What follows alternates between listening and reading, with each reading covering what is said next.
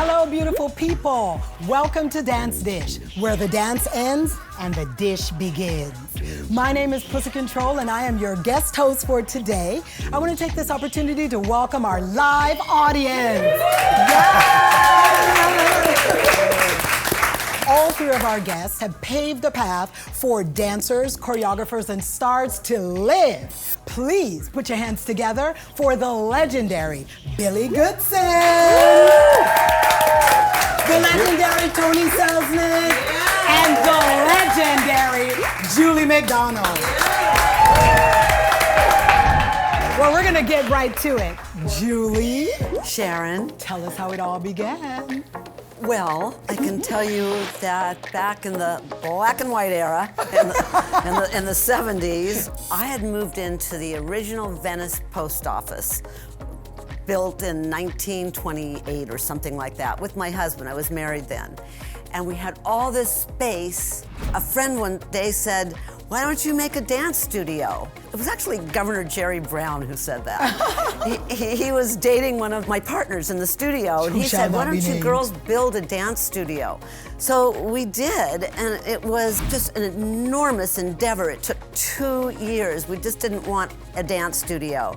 We wanted it to be beautiful, because before then, there wasn't a place to go for regular people who wanted to dance. We decided that we would bring on professional dancers to teach dance classes to dancers, but also to non-dancers. We had a maple tongue and groove hardwood floor. We had back-to-back mirrors that reflected infinity, so when you danced, you saw your image go on forever. Oh, nice. There wasn't much room to move. It was the name of the studio, Room to Move, but it was small. And on Sundays, our dear friend, in fact, first time I met Russell Clark, he taught African jazz on Saturdays with a live band, a drummer named Nasty. I have to jump in because you're talking about running this studio, but didn't you also teach? Oh, yeah. And you had specific specifications for your teachers? We had those 3 elements of dance, exercise, and yoga, and every teacher who taught there could incorporate those elements, including myself. I taught for a long time. My style was, I was a contemporary modern dancer before that. I was in 2 dance companies. So I kind of lent towards modern dance. And every teacher kind of brought their own flavor into it. A lot of celebrities came. In fact, Jane Fonda came, and a few years later, she opened up her place. So we felt like we were inspiration. You inspired her, to for Jane sure. Fonda. Don't I remember Robin Williams? Oh, Robin, we had the most amazing parties in the whole world. And Jeff Bridges. Jeff Bridges was our yeah. house band. Robin Williams and Pee Wee Herman came. And If there was only a camera back Pee-wee. then. Photographs from blurry. all kinds of people came, and they came because it was a safe place for them to Come and dance play. and come and play. Yeah. I always say Room to Move was a time and a place. 1976 to 1982, that was it. Wow. Over and done. That's where I met Tony.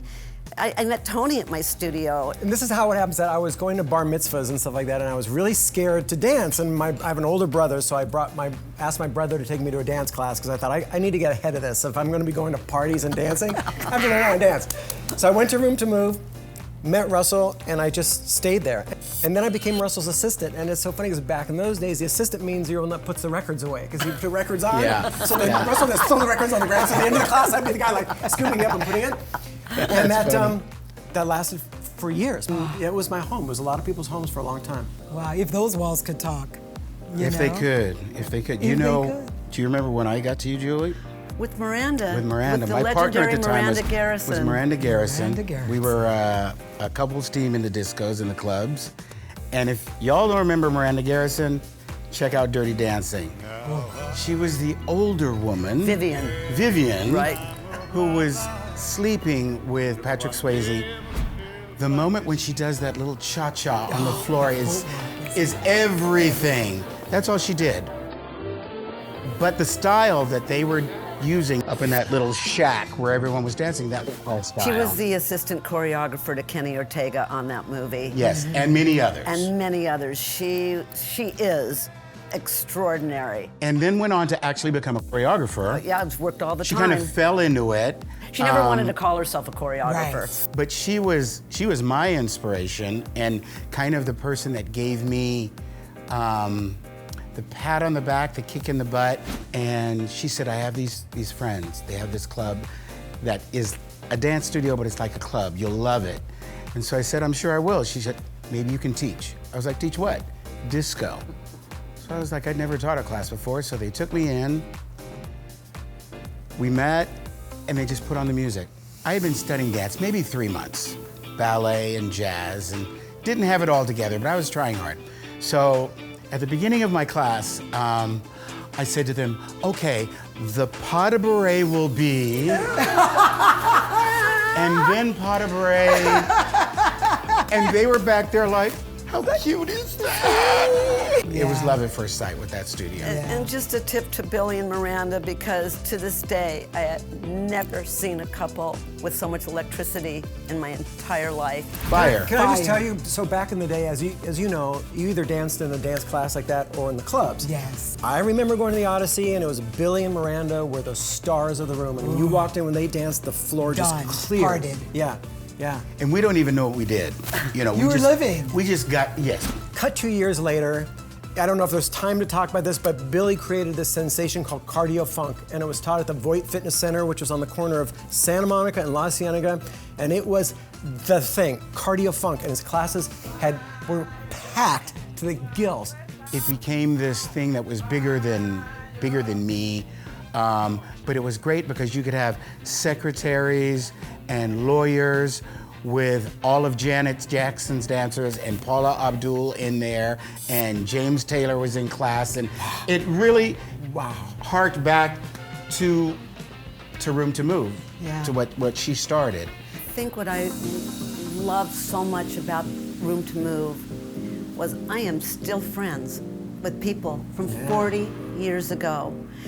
They're like best friends. It was a family, and to this day, We still are. We are so close. I mean, there's so much to toast to. I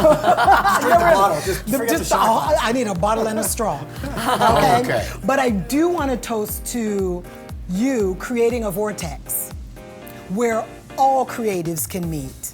I think that's a good one to toast Okay. to. I'll toast to that. Because I'll toast to you that. continue to do that today. And there's so many stories that we can tell of people that you have brought to that vortex, believed in, and they have gone on to thrive. Including So- you. Including you, Sharon. Hello. Hey. Let's toast to that. Cheers. No, let's toast Cheers. to you. Okay. Cheers. Cheers. I love you. And Love also, here's to Dance Dance Dish. Dish. Here's to Dance Dish.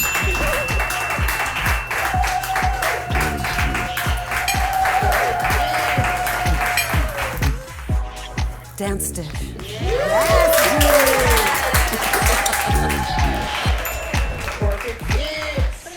5, 6, 7, 8.